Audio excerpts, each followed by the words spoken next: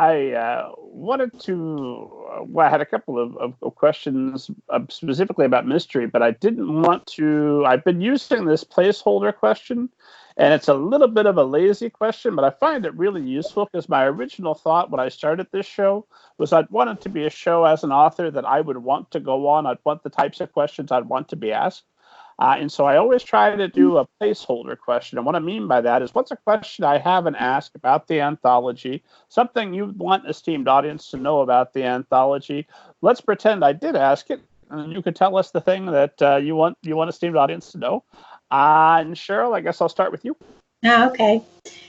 Well, I think one reason to, especially, well, for any genre lover, if you're not used to reading mystery, but you would like to kind of stick a toe in that genre, I think an anthology is a perfect way to get a taste for the genre. But even for mystery lovers, I occasionally will run into people who will say, I never read short stories, I only read full-length books, I only read novels. But for the writer, the anthology gives you a chance to experiment with a shorter format and with different characters like Tony did. But for the reader, it also gives them kind of a smorgasbord, kind of a palette of different types of stories to sample. And it can be a lot of fun to read. And Janet?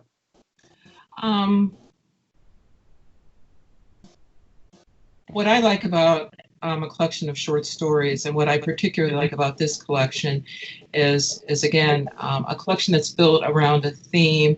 It's a really fun way to see how different writers kind of tackle that theme. For me, what I often have done with collections of short stories is I've kept a book in the car with me, and then if I'm kind of out and about, and I stop for lunch somewhere, or when I stop at a coffee shop and just read for a little bit, I've got the book there. I just kind of crack it open. I know you can always use a cell phone, but it's really just a fun way to experience an entire story, experience different people's writings, and kind of shorter formats. And it also can kind of give you some ideas of maybe some people's longer works you might want to look at.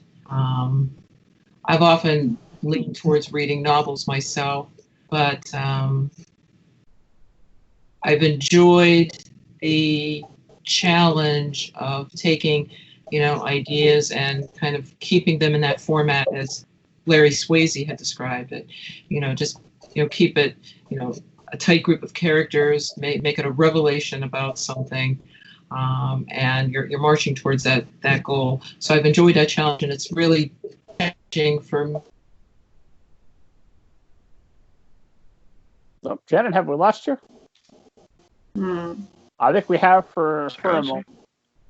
She looks frozen, doesn't she? She does. Mm-hmm. I love that tip of keeping a book on you at all times. I was at the grocery store not that long ago, before we were wearing masks, and I pulled a Switch out of my pocket, and here I am, a grown man with my Mario game.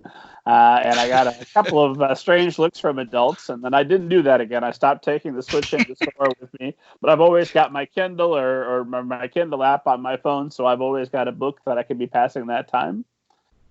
So there you go. Free tip, esteemed audience. If you're over the age of, let's say, 30, leave the Nintendo at home. Take a book with you. The time will pass. You'll learn something while you're in line.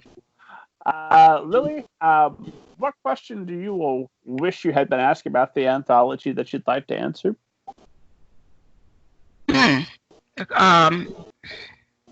Well, what question?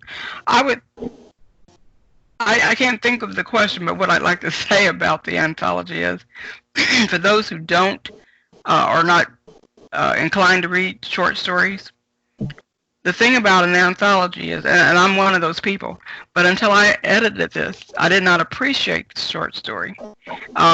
It takes a lot of concentration and talent to mold a story into a short version.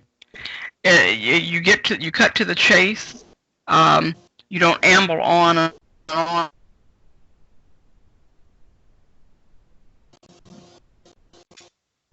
Are we on a cursed podcast? I think we Yeah, must losing be. you one by one. Oh my goodness.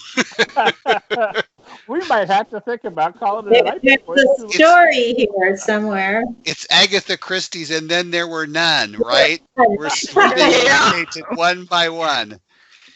We're kind of dwelling there. You survived. But the other thing that too is, like Janice was saying, when you're reading a novel, hopefully it's good enough you feel like you want to keep going. But it's like eating a cake. You just take a little bites of stories, and later on take another little bite of the story, and you can savor each story. So that's what I appreciate.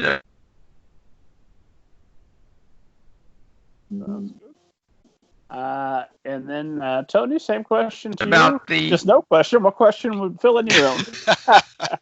Well, I guess one of the things I'd like to highlight about the anthology is that, many of the writers that are in there are nationally published. Andrea Smith, that I mentioned earlier, her story Inheritance, she's been published in Alfred Hitchcock magazine a number of times, and anyone who's a mystery fan knows that Alfred Hitchcock is a very prestigious publication. Yeah. And for many of us, have been privileged to be published traditionally, and so and recognized nationally. But we also have some debut authors in this one. Elizabeth San Miguel has her first story in here called Cipher, which is a lot of fun. It's a puzzle mystery. And gosh, who is the other one? Hawthorne. Hawthorne's first story is in here, and is his the 2020 Club? I'm trying to remember now. Hawthorne's, no, his is MD 2020.